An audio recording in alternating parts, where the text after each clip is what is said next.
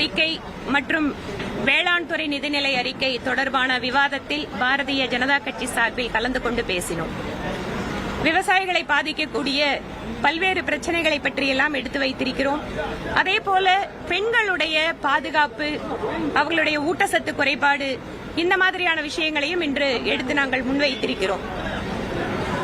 பெண்களுக்கான உரிமைகள் தொடர்பாக மாநில அரசு கொண்டு வந்திருக்கக்கூடிய ஒரு சில அறிவிப்புகள் தொடர்பாக எங்களுடைய கருத்துக்களை வெளியிடுகின்ற பொழுது மரியாதைக்குரிய அமைச்சர்கள் மத்திய அரசு நிதி கொடுக்கவில்லை, மத்திய அரசு வேண்டுமென்றே நிதியை நிறுத்தி வைத்திருக்கிறது என்று அவர்களுடைய வழக்கமான ஒரு கருத்தினை இங்கு பேசிக் கொண்டிருக்கிறார்கள்.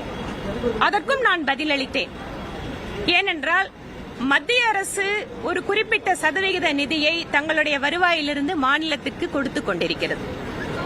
நிதிக்குழுவினுடைய பரிந்துரையின்படி எந்த ஒரு மாநிலமாக இருந்தாலும், அது ஆளும் கட்சி ஆட்சி செய்கின்ற மாநிலமோ எதிர்க்கட்சி ஆட்சி செய்கின்ற மாநிலமோ, குறிப்பிட்ட மாநிலங்களுக்கு ஒரு குறிப்பிட்ட சதவிகித நிதியை கட்டாயம் அவர்கள் கொடுக்க வேண்டும். அதிலிருந்து 1% கூட மாற்ற முடியாது. இரண்டாவது, ஜிஎஸ்டி வசூலில் என்ன மாநில அரசின் பங்கோ அது நிச்சயமாக மாநில அரசுக்கு வந்து சேரும். அதெல்லாம் ஆட்டோமேட்டிக்கா இருக்கக்கூடிய ப்ராசஸ். மூன்றாவது ஒரு விஷயத்தை கூறினார்கள், உங்களுடைய மத்திய அரசினுடைய கருணை பார்வை பீகாருக்கு இருக்கு, யூபிக்கு இருக்கு, மகாராஷ்டிராவுக்கு இருக்கு, எங்களுக்கு இல்ல. நான் ஒரு செய்தியை இங்கு குறிப்பிட்டேன். செய்தி அல்ல, அது ஒரு ஆய்வு. ஜிஎஸ்டி மூலமாக, மத்திய வரி பகிர்வின் மூலமாக வருகின்ற நிதியை தவிர மத்திய அரசு திட்டங்கள் வாயிலாக, சென்ட்ரலி ஸ்பான்சர்ட் ஸ்கீம் வாயிலாக நேரடியாக மக்களுக்கு அந்த திட்டங்களை கொண்டு போய் சேர்க்கும்.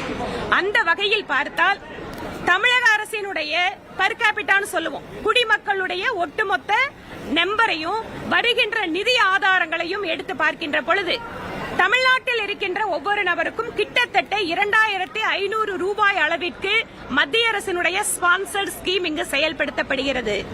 ஆனால் பீகார் மற்றும் மகாராஷ்டிரா போன்ற மாநிலங்கள் எல்லாம் 1000 ரூபாய் 1500 ரூபாய்க்குள்ளதான் அவங்களோட பர் கேபிட்டா பெனிஃபிட் வந்துட்டு இருக்கு. இதையெல்லாம் வசதியாக மறைத்துவிட்டு நாங்கள் மொழி உரிமைக்காக நாங்க போராடிட்டு இருக்கோம், நாங்க இணக்கமா போக மாட்டோம் அப்படின்னு சொல்லி பதில் பேசிட்டு இருக்காங்க. அவர்கள் சொல்வது உண்மை அல்ல, உரிமையும் அல்ல, ஹிப்போக்ரசி, இரட்டை வேடம். இந்த இரட்டை வேடத்திற்கு தமிழக மக்களுடைய நலனை பலி கொடுத்துக் கொண்டிருக்கிறார்கள் திராவிட முன்னேற்ற கழகத்தினுடைய அரசாங்கத்தில் இருப்பவர்கள். மத்திய அரசு குறைக்கூடிய அமைச்சர்கள் அவை முன்னவர்கள் நிறைய விமர்சனம் வச்சாங்க.